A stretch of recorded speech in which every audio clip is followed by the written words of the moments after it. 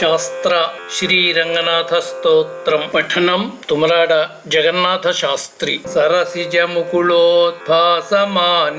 విమానే Kaveri మధ్యదేశే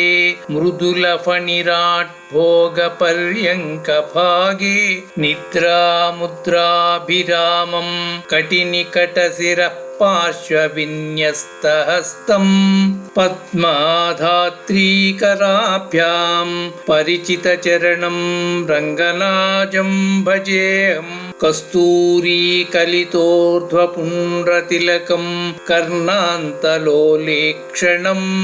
ముగ్ధస్మేరమనోహరాధరదళం ముక్తాకిరీటోజ్వలం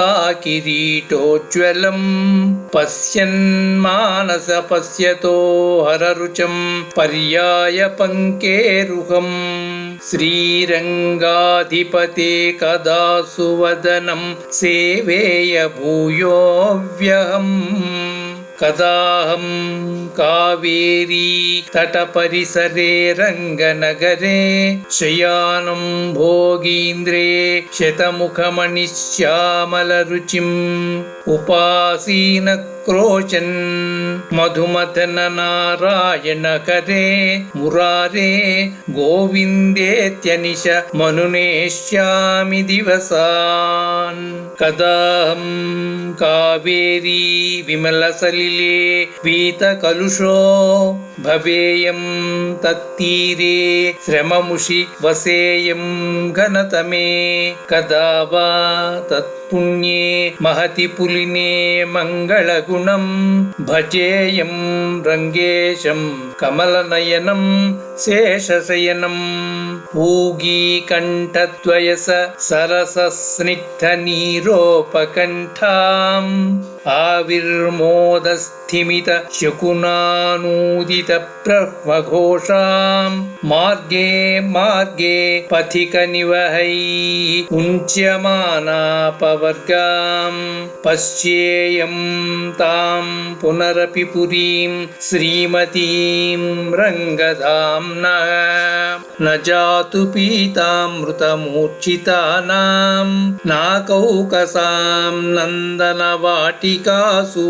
Rangeshwara త్వత్పుర ఆశ్రితానాం రథ్యాసునామన్యతమో భవేయం Srirangam కరిశైలమంజనగిరిం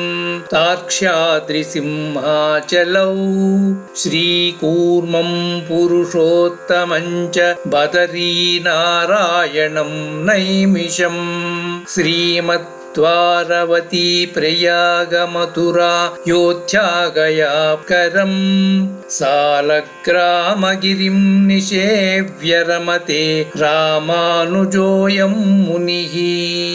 అసన్నికృష్టస్య నికృష్టజంతోః మిథ్యాపవాదేన karoshi శాంతిం తతో నికృష్టే మయి సన్నికృష్టే